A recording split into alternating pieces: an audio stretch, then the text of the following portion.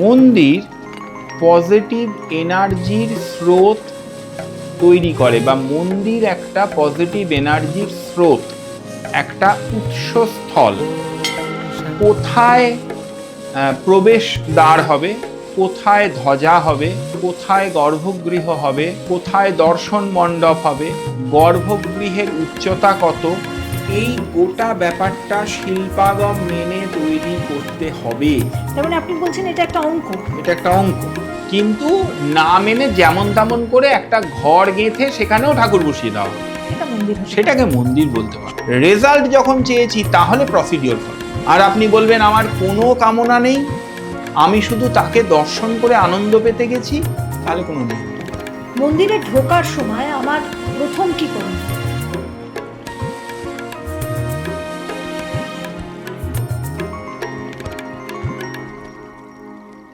নমস্কার, mythology by রেনেসার পডকাস্টে আপনাদের সবাইকে স্বাগত। আমি রেনেসা আপনাদের সঙ্গে।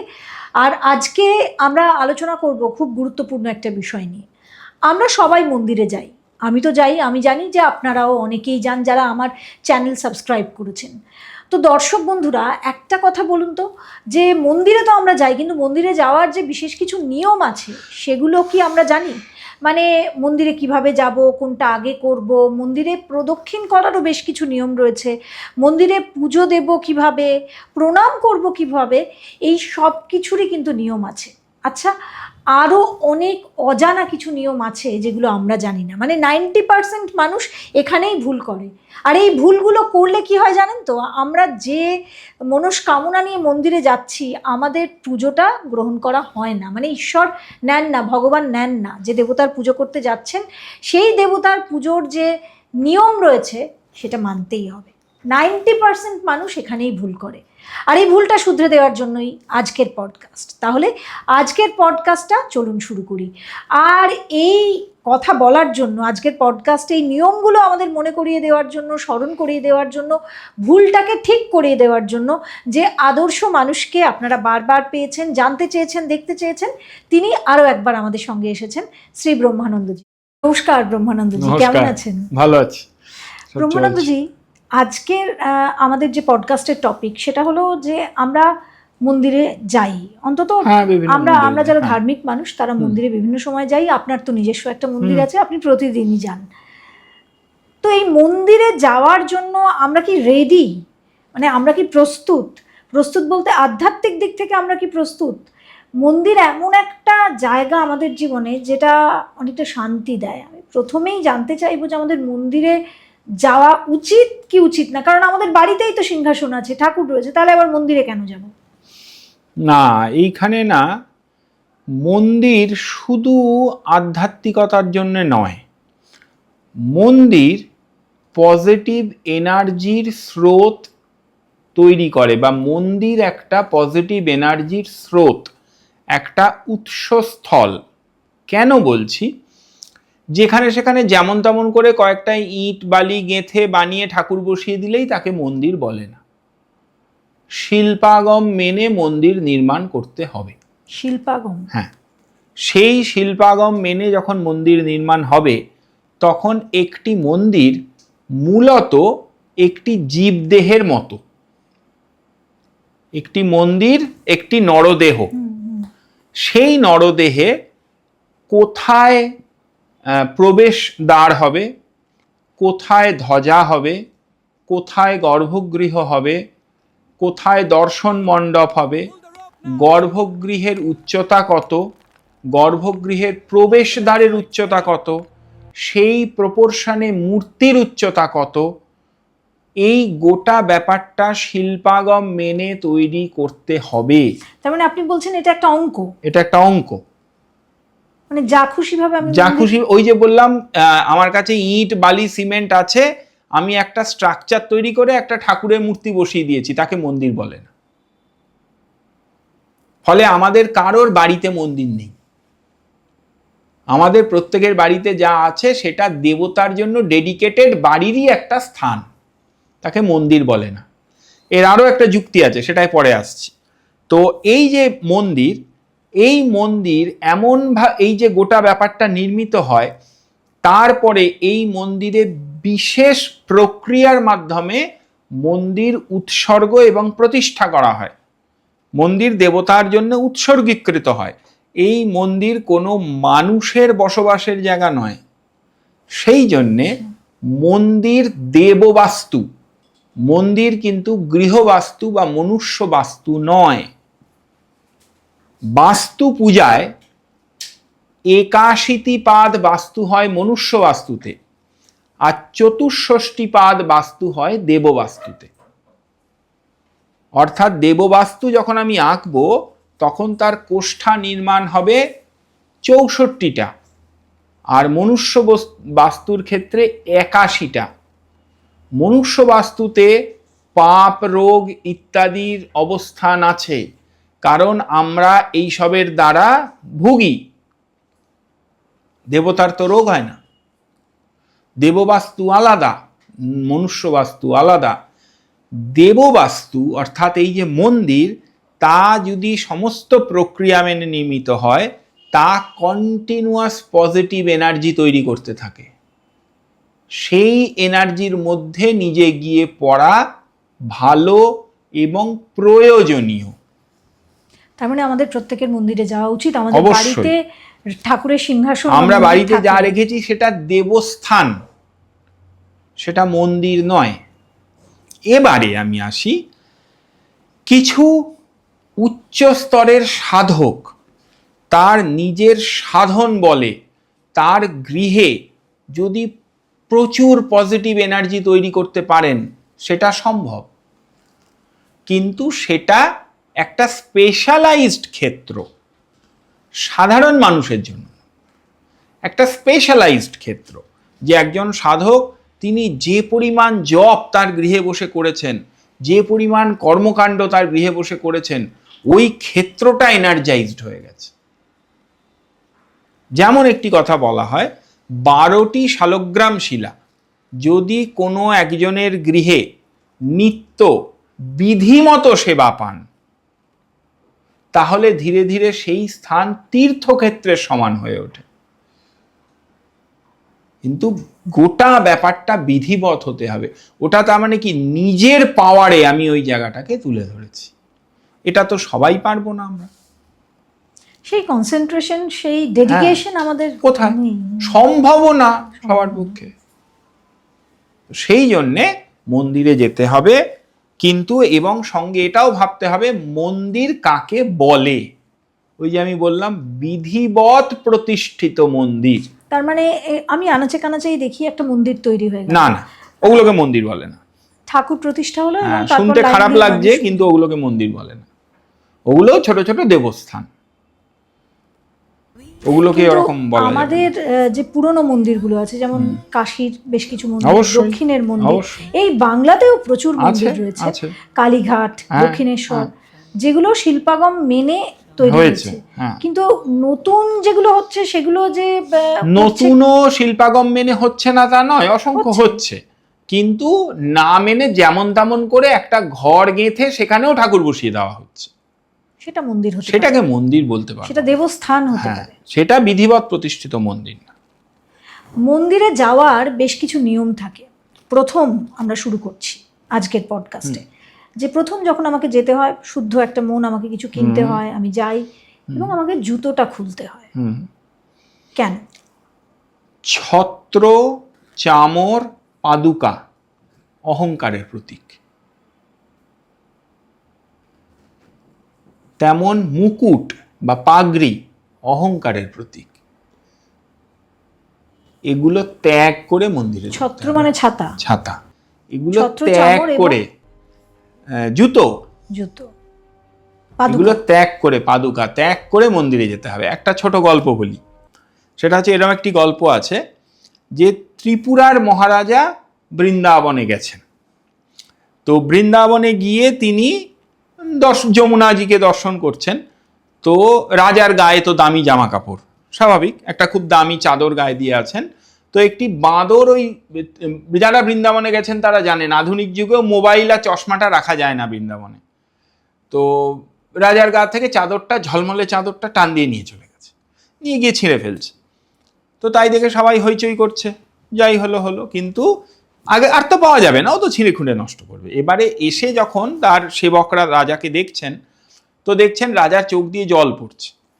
তো তারা দেখে ভাবছেন যে চাদরটার জন্য রাজা কাঁদছেন।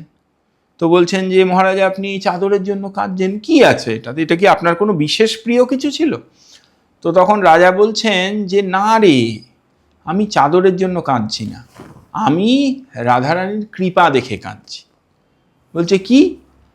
না, বলছেন এই যে দামি চাদরটা গায়ে দিয়ে রাধারানীর কাছে এসেছিলাম, অহংকার প্রকাশ পাচ্ছিল, ওই জন্য রাধারানী ওটা কেড়ে নিলেন। তো এইটা বুঝতে হবে যে আমি যখন মন্দিরে যাব তখন আমায় বিনীত হতে হবে। দেখবেন মন্দিরের গর্ভগৃহ কোনোদিন বিশাল হয় না, ছোট নিচু হয়। তার কারণ যেন আপনি মাথা হেঁট করে ঢোকেন, মাথা সোজা রেখে যেন ঢুকতে না পারেন। ঠিকই তো, তাই তো। ওই জন্যে, সেই জন্যই ওটা ওরকম, নিজের সমস্ত ইগোটাকে বাইরে রেখে যেতে হবে। আরেকটা মজার কথা বলি, অনেকেই প্রশ্নটা করেন, দেখবেন খুব পুরনো বড় বড় মন্দির, সেই কোণারকের সূর্য মন্দিরই বলুন, আমাদের পুরীর মন্দিরই বলুন, বা বিখ্যাত হয়ে গেছে এখন এই জন্যে খাজুরাহের মন্দিরই বলুন, দেখবেন মন্দিরের বাইরের গাত্রে শৃঙ্গার রসাত্মক বেশ কিছু আদি রসাত্মক মূর্তি থাকে নারী পুরুষের। কেন মন্দিরের গায়ে এই অশালীন ভাস্কর্য? কেন?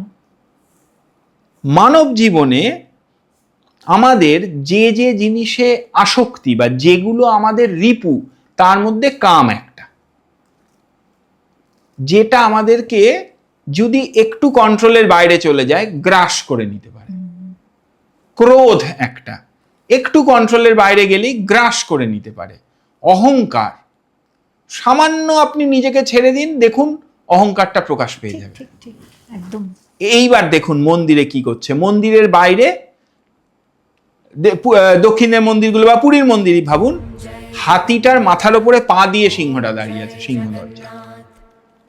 সিংহ হচ্ছেন জ্ঞানের প্রতীক, তিনি ওই মদমত্ত হস্তিকে পা দিয়ে চাপা দিয়ে রেখেছেন। যে ওইটা ভাবতে হবে যে আমার অহংকার যেন আমার শুদ্ধ জ্ঞানের দ্বারা অবদমিত হয়, তবে আমি মন্দিরে প্রবেশ করতে পারবো, যোগ্য। এই যে বাইরের বিভিন্ন আদি রসাত্মক ভাস্কর্য, এগুলোই আমার জীবনের মুখ্য, দেখলেই যেন আমার মনটা উথাল পাথাল করে। তো এই জিনিসগুলোকে বাইরে রেখে মন্দিরে প্রবেশ করতে হবে। মন্দিরের ভিতরের গাত্রে কোনোদিন থাকে না এগুলো বাইরের গাত্রের ভাস্কর্য। ভিতরে ঢুকে দেখুন, সেখানে নানা দেবী দেবতার মূর্তি, দশাবতারের লীলা ইত্যাদি দেখা যাচ্ছে। এই জন্য এরম ভাবে তৈরি, প্রত্যেকটা স্টেপ ভেবে ভেবে করা। সুন্দর, মানে কি যে নেই আপনার মাধ্যমেই এবং আমার এই চ্যানেলটা তৈরি করার পর থেকে, সত্যি কথা এখন আমার মনে হয় যে কি জেনেছিলাম, এতদিন পড়াশোনা করেছি না, এগুলো আমরা এগুলোকে না, মানে আমি বারবার বলি না, মন্দির, পূজা, ধর্ম, মোমবাতি, ধূপকাঠি, পেঁড়ায় আটকে থাকলে হবে না। এই পেঁড়া সংস্কৃতি থেকে বেরোতে হবে, বেরিয়ে মন্দির জ্ঞানের স্থল, সেটা নিতে হবে সেখান থেকে। ঠিক। ঊর্জা, জ্ঞান, ভক্তি, সেটা সেখান থেকে নিতে হবে। দেবতা এরকম হবে না কখনো যে আপনি অনেকবার মন্দিরে গেছেন, তারপরে একদিন বাড়ি আসার পরে টিভি সিরিয়ালের মতো একটা ঝন করে আলো জ্বলবে, দেবতা এসে আপনার বল তোর কি চাই, এটা হবে না কখনো। এই জন্যে মন্দিরে যাইনি আমি মন্দিরে এই জন্যে যাব যে না, আমি ওখান থেকে দেবত্ব নিজে গ্রহণ করতে পারি, নিজের মধ্যে আত্মীকরণ হয় দেবত্বের, শুদ্ধিকরণ। হ্যাঁ। মন্দিরে ঢোকার সময় আমার প্রথম কি করণীয়? প্রথম হচ্ছে, দেখুন আমাদের শুদ্ধভাবে যেতে হবে। আমি যেহেতু শুদ্ধ ঊর্জার স্থলে যাচ্ছি, তাহলে শুদ্ধভাবে যাব। এই যে আমি বললাম যে আমি পাদুকা মোচন করে যাচ্ছি, মানে জুতো খুলে যাচ্ছি, তাহলে হাত পাটা ধোবো, ধুয়ে পরিষ্কার হয়ে মন্দিরে ঢুকবো। মন্দিরে ঢোকার সময় আমি সব সময় বলি তিলক ধারণ করা উচিত। যে কোনো কিছু ডিজাইনার ছাপছোপ নয়, শাস্ত্রীয় তিলক। কেন তিলকের কি আমাদের জীবনে কোনো? ভীষণ। একটি কথা তো পরিষ্কার বলা হয় যে তিলক শোভিত মস্তক ছাড়া অন্য মস্তক দ্বারা নমন, মানে মাথা নিচু করেই তো আমরা প্রণাম করি, তিলক শোভিত মস্তক ছাড়া নমন দেবতা গ্রহণ করেন না। মস্তক তিলক দ্বারা চর্চিত হতে হবে। সেই তিলক কেমন? সেই তিলক হবে আপনার পরম্পরাগত। আপনি যদি স্মার্ত হন, স্মার্ত তিলক ধারণ করবেন। আপনি যদি শৈব হন, শৈব তিলক ধারণ করবেন। আপনি যদি বৈষ্ণব হয়, বৈষ্ণব তিলক ধারণ করবেন। আপনি যদি শাক্ত হন, তাহলে শাক্ত তিলক ধারণ করবেন। আমি শাক্ত, আমি সিন্দুর বা কুমকুম বিন্দু ধারণ করি। যিনি শৈব তিনি ত্রিপুণ্ড ধারণ করবেন, যিনি বৈষ্ণব তিনি ঊর্ধ্বপুণ্ড ধারণ করবেন। কিন্তু যারা সাধারণ মানুষ, যারা কৃষ্ণেরও পুজো করেন, শিবেরও, তারা চন্দন লেপন করবেন। মানে বাড়ি থেকেই চন্দন, অবশ্যই চন্দনের ফোঁটা আর কি, হ্যাঁ, চন্দনের ফোঁটা নিয়ে স্নান করে তিলক ধারণ করেই মন্দিরে যাবেন। আমি আপনাকে একটা ছোট্ট তথ্য বলি, যারা ওই তিরুপতি মন্দিরে অর্জিত সেবা বুকিং করে পুজো দিয়েছেন, তারা দেখবেন এই যে তিরুপতি তিরুমালা দেবস্থানম, ওই টিটিডিসি নাকি যেন নাম, তো এইটার যদি কেউ বুকিং করেন পুজো অর্জিত সেবা, দেখবেন আপনার যে রিসিপ্টটা আসবে তাতে দুটো জিনিস লেখা আছে, মানে অন্যান্য অনেক কিছুর সঙ্গে দুটো জিনিস লেখা আছে। এক হচ্ছে ড্রেস কোড, যে আপনাকে হয় মহিলাদের শাড়ি পরতে হবে অথবা ছেলেদের ধুতি এবং জামা বা গেঞ্জি বা পাঞ্জাবি পরতে হবে বা উত্তরীয়। 2 নম্বর, আপনাকে আপনার পরম্পরা মতো তিলক কপালে লাগিয়ে যেতে হবে, লেখা আছে দেখবেন স্লিপটায়। এটা প্রয়োজনীয়।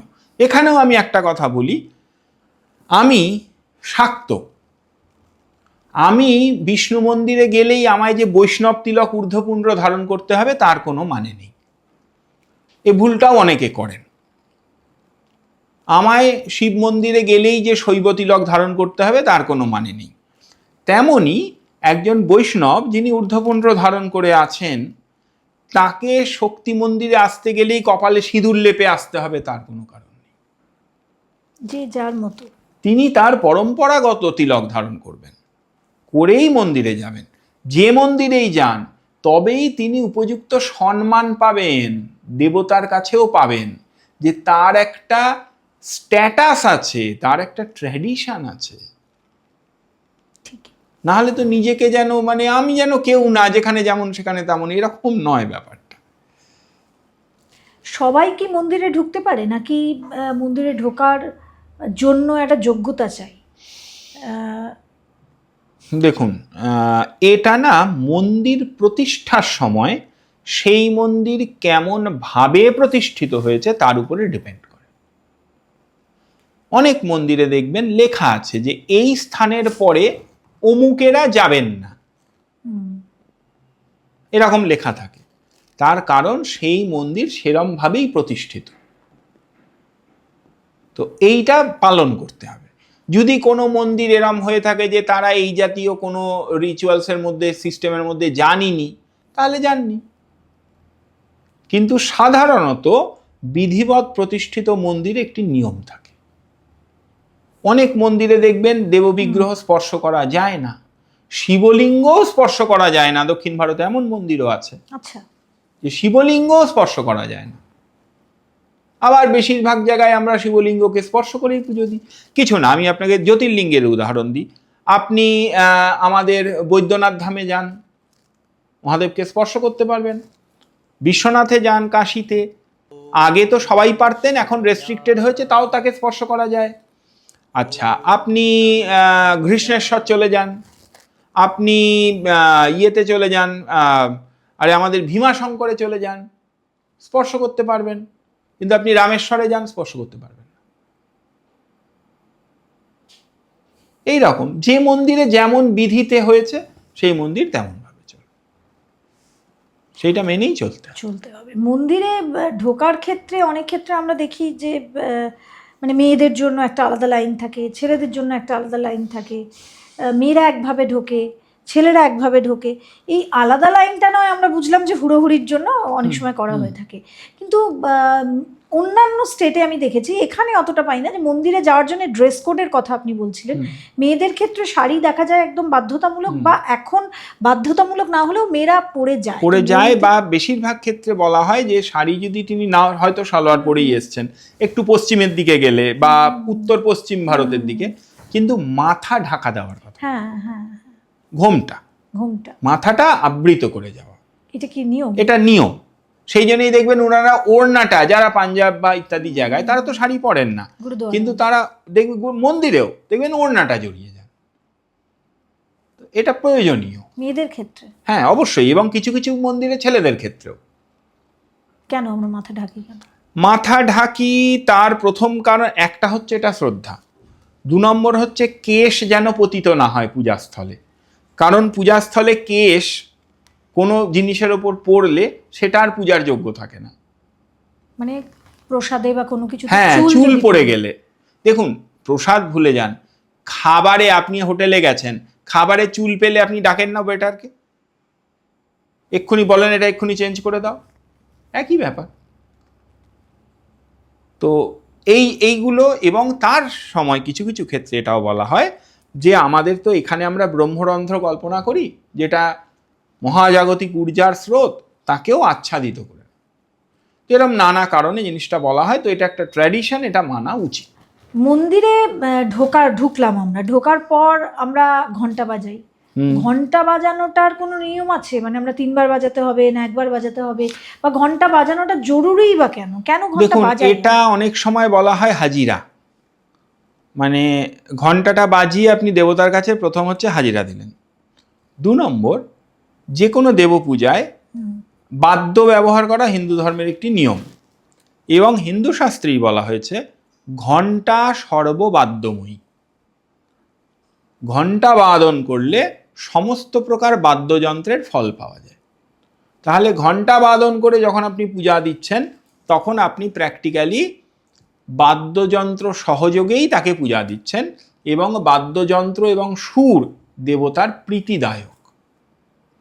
আমাদের ধর্মে কিন্তু গান এবং নাচ এই দুটো দেবতার প্রীতিবর্ধক, এই দুটোকে কিন্তু খারাপ বলা হয়নি, হারাম বলা হয়নি, না না একদমই প্রীতিবর্ধক। দেবতা দেবীরা আদি শক্তি যারা, তারাও তো না। এটা দেখুন, আমি এটা অনেকেই হয়তো জানেন না, বিভিন্ন জায়গায় গেলে দেখতে পাবেন যে বিভিন্ন মন্দিরে দেবতার প্রীতির জন্যে নাচ এবং গানের আলাদা ব্যবস্থা থাকে, এবং আমরা আমাদের পরম্পরায় আমরা পূজার শেষে বলি রাজ উপাচার, ষোড়শ উপাচারের পরে, ভোগ ইত্যাদির পরে দেবীকে রাজ উপাচার নিবেদন।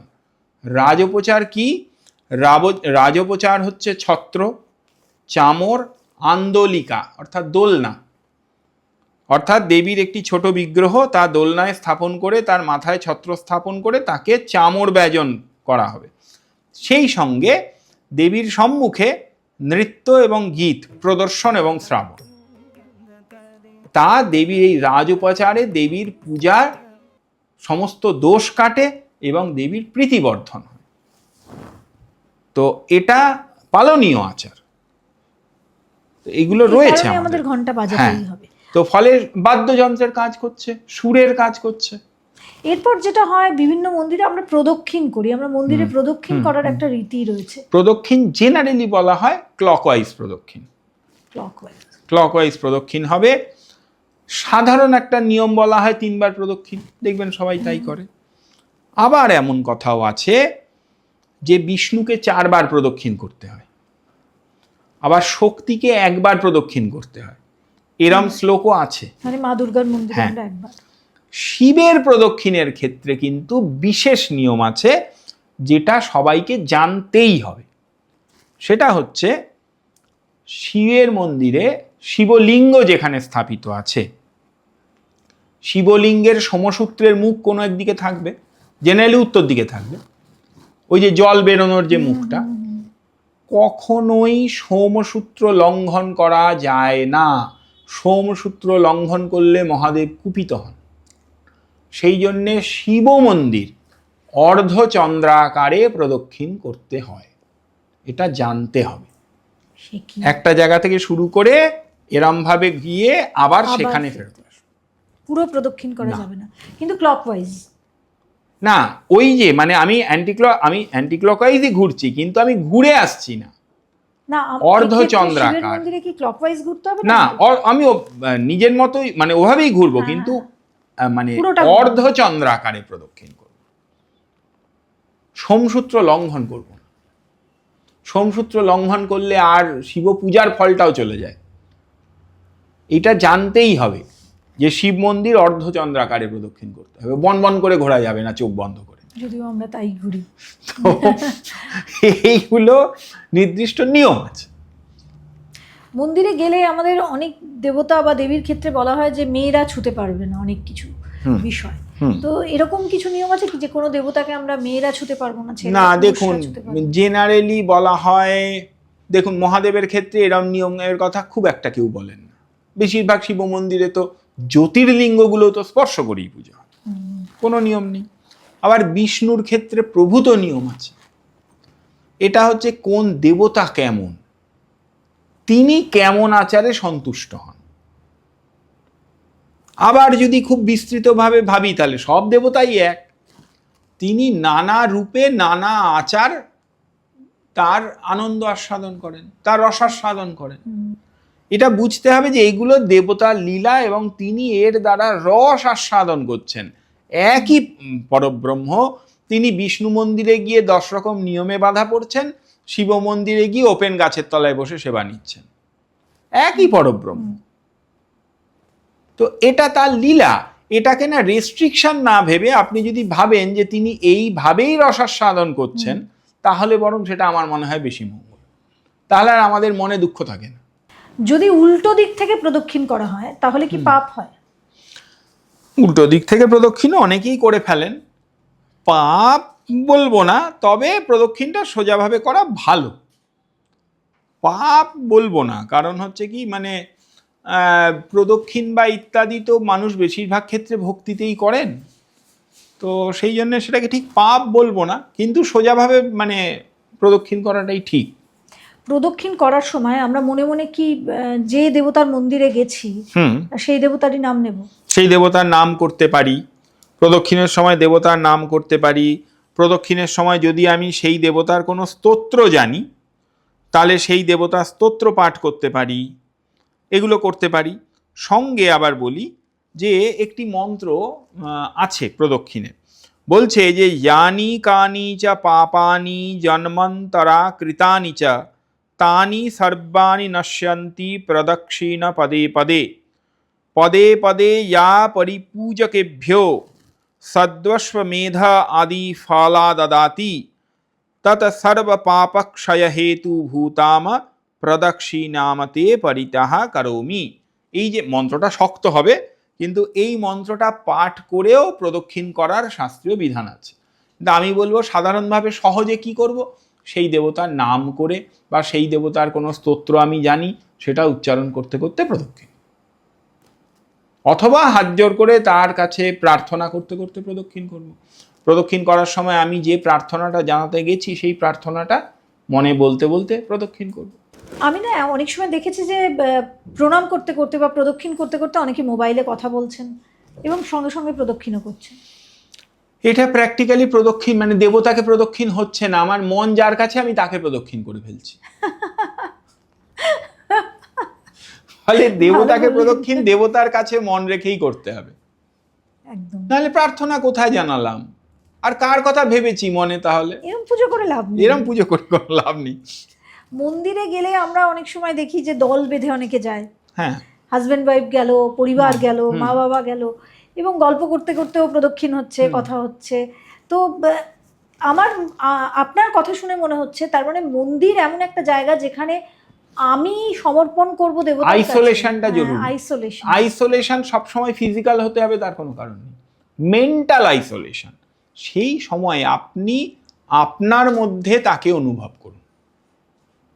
মেন্টাল আইসোলেশন, পাশের লোকগুলোর দিকে তাকাবেন না, চোখ বন্ধ করে প্রণাম করতে যে আমরা বলি, চোখ বন্ধ করলে ভাবুন আপনি অটোমেটিক একটা আইসোলেশন হয়ে গেছে।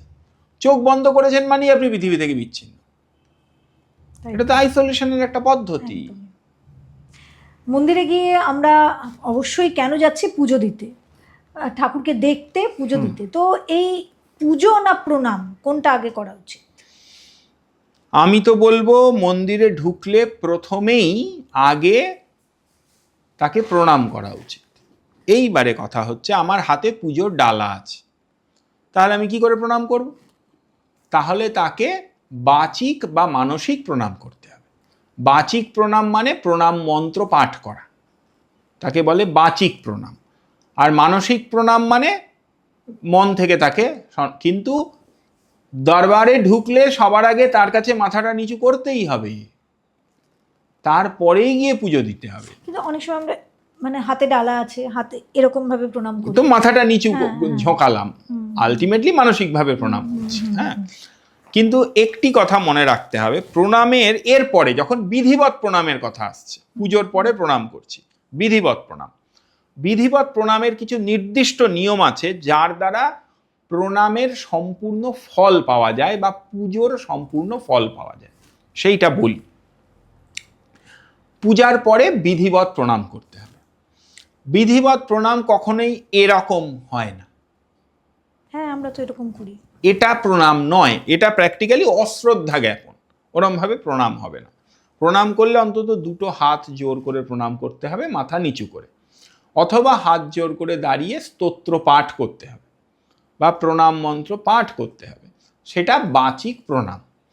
এরপরে প্রণামের দুটি মুখ্য পদ্ধতি আছে, একটা হচ্ছে অষ্টাঙ্গ প্রণাম, একটা হচ্ছে পঞ্চাঙ্গ প্রণাম। অষ্টাঙ্গ প্রণাম মানে দণ্ডবৎ, মানে একটা লাঠি মাটিতে ফেলে দিলে, দণ্ড মাটিতে ফেলে দিলে যেমন সোজা হয়ে পড়বে, এই রকম সোজা হয়ে দেবতার সামনে পতিত হয়ে প্রণাম, যাকে আমরা দণ্ডবৎ প্রণাম বলি। এটাকেই অষ্টাঙ্গ প্রণাম বলে। এই অষ্টাঙ্গ প্রণাম হচ্ছে শ্রেষ্ঠ প্রণাম। তারপরে হচ্ছে পঞ্চাঙ্গ প্রণাম, যাতে আমার হৃদয়স্থলটা ভূমি স্পর্শ করবে না। অর্থাৎ আমি ওই যে মাটিতে হাঁটু গেড়ে বসে হাত এবং মাথা ভূমি স্পর্শ করে প্রণাম করছি, নিচু হয়ে যে হাঁটু গেড়ে বসে, এইটা হচ্ছে পঞ্চাঙ্গ প্রণাম। এইবারে বলি, মানুষ কিছু ভুল করেন।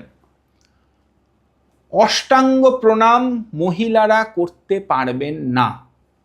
মানে একদম শুয়ে যেটা আমরা করি, পারবো না। না, শাস্ত্রে স্পষ্ট নিষেধ আছে যে মহিলাদের হৃদয় ভূমি স্পর্শ করবে না। আমাদের শাস্ত্রে মেয়েরা সবচেয়ে সম্মানিত, তারা কখনো এভাবে ভূমি স্পর্শ করবে না, এভাবে পতিত হবে না, কারণ তারা পতিত হওয়ার জন্য জন্মায়নি। কতটা সম্মান! ওইরকমভাবে প্রণাম মহিলারা করবেন না, ওটা অশাস্ত্রীয়। মানে দেবতাও সেখানে মহিলাদের সম্মান দিচ্ছেন। ওটা অশাস্ত্রীয়। দণ্ডবৎ মাটিতে মেয়েরা পড়বে না কখনো। এর পরের কথা হচ্ছে, কোন দেবতাকে কোন দিকে রেখে প্রণাম করবে এর নিয়ম আছে। সব দেবতাকে এরকম সোজা সামনে দাঁড়িয়ে প্রণাম করা যায় না, তার সুস্পষ্ট নির্দেশ আছে। বিষ্ণুকে বামে রেখে প্রণাম করতে হয়। তার মানে বিষ্ণুকে বামাঙ্গ প্রদর্শন করতে হবে, মানে বিষ্ণু আমার এদিকে থাকবেন, আমি বিষ্ণুর দিকে তাকিয়ে প্রণাম করব না। আমরা যদি দেখি দেবতা মানে আমাদের দেবতা, ধরুন আমার বিষ্ণু আমার সামনে আছেন, কৃষ্ণ বিষ্ণু আমার সামনে আছেন, আমি এরম ভাবে প্রণাম করব না, আমি এদিকে ঘুরে যাব। অর্থাৎ আমার এপাশে বিষ্ণু থাকবেন, বিষ্ণু কৃষ্ণ রাম আমার বাম পাশে থাকবেন। আমি যদি ধরি এটি বিষ্ণু, হ্যাঁ, তাহলে আমি এরকম। হ্যাঁ, শিব শক্তিকে দক্ষিণে রেখে প্রণাম করতে হয়, মানে এরকম। হ্যাঁ, আর অন্যদের সম্মুখে রেখে প্রণাম করতে হয় এবং গুরুকে সম্মুখে রেখে প্রণাম করতে হয়। শিব শক্তিকে দক্ষিণে, বিষ্ণুকে বামে, আর গুরুকে সম্মুখে। বাকি যে দেবতারা ওই সম্মুখে রেখে প্রণাম করতে। মা লক্ষ্মী, মা দুর্গা, সবাইকে না, শিব শক্তি মানেই তো সমস্ত শক্তি দেবতারা। আচ্ছা, তাদেরকে দক্ষিণে রেখে প্রণাম। গুরু বা অন্যান্য দেবতাদেরকে সম্মুখে রেখে প্রণাম করব, মানে সামনাসামনি প্রণাম করব। এবারে একটা নির্দিষ্ট শ্লোক আছে। তার মানে আমি একটু পরিষ্কার হইনি, মানে শিব শক্তি মানে ভগবান শিব এবং মানে স্ত্রী দেবতারা। স্ত্রী দেবতা। এবার এর একটা নির্দিষ্ট শ্লোক আছে, বলি। স্ববামে প্রণমেদ বিষ্ণু, অর্থাৎ বিষ্ণুকে নিজের স্ববামে, বিষ্ণুর বামে না, স্ববামে, আমার বাম দিকে, স্ববামে প্রণমেদ বিষ্ণু দক্ষিণে শক্তি শঙ্করৌ, শক্তি এবং শঙ্করকে দক্ষিণে রেখে, প্রণমেচ্চ গুরুর অগ্রে, গুরুকে অগ্রে রেখে, অন্যথা নিষ্ফলং ভবেত, অন্যথা করলে প্রণাম নিষ্ফলা হয়। তো এই বিষয়গুলো না আমাদেরকে জানতে হবে। যেমন তেমন দেখুন, দেবতাকে শ্রদ্ধা নিবেদন করলে দেবতা তা গ্রহণ করেন, তাতে কোনো অসুবিধা নেই। কিন্তু শুধু ঈশ্বরের প্রতি প্রেম এবং নিষ্কাম ভক্তি নিয়ে আমরা কে মন্দিরে যাই? গিয়েই তো কিছু না কিছু চেয়েছি, চাইতেই তো যাই। এবার চেয়েছি যখন, তার মানে আমি ফল চেয়েছি, ফল রেজাল্ট চেয়েছি, রেজাল্ট যখন চেয়েছি তাহলে প্রসিডিওর ফলো করতে হবে। আর আপনি বলবেন আমার কোনো কামনা নেই, আমি শুধু তাকে দর্শন করে আনন্দ পেতে গেছি, তাহলে কোনো নিয়ম নেই, যা খুশি করুন। কিন্তু রেজাল্ট চাইছেন, কিন্তু প্রসিডিওর মানবেন না। মানে আপনি চাইছেন খাবারটা সুস্বাদু হোক, রান্না করার সময় আপনি যখন যা ইচ্ছা দেবেন, তাহলে তো ওটা খাওয়া যাবে না। এইটা বুঝতে হবে। ফুল এবং যেটা দিয়ে আমরা পুজো করছি, প্রসাদ তো যখন হয়ে আসছে, আমরা যা দিচ্ছি ঠাকুরকে, ফলমূল আদি যা দিচ্ছি, এটা কিভাবে অর্পণ করা উচিত? জেনারেলি আমরা যে পুরোহিত থাকেন তাকে দিয়ে দিই, তাকেই তো দেওয়া হয়। এবার দেখুন, মন্দিরে যখন বিশেষ পূজা চলছে না, মানে রোজ অসংখ্য মানুষ পূজা দিচ্ছে, তখন দেবতার দৃষ্টিতেই প্রসাদ হয়, সেই জন্যই দেবতার সামনে ধরে দেওয়া হয়, এবং তারপরে আমাদের মনের শান্তির জন্য একটি প্রসাদী ফুল ওর উপরে অর্পণ করে দেওয়া হয়। এটাই মন্দিরের জন্য ঠিক আছে, কোনো অসুবিধা নেই। আর আজকের এই পডকাস্টে আমরা যে নিয়মগুলো আলোচনা করলাম, আপনি কি এগুলো জানতেন? আচ্ছা, যদি জানতেন বা জানতেন না, সেটা অবশ্যই কমেন্টে লিখে জানাতে ভুলবেন না। আর কমেন্টে অবশ্যই আপনার ইষ্ট দেবতার নাম লিখুন। আমি অবশ্যই এই কমেন্টের প্রথম যে সেকশনটা সেখানে লিখে দিয়েছি, দেখুন, হর হর মহাদেব। আজকের পডকাস্ট এখানেই শেষ করছি। সবাই ভালো থাকুন।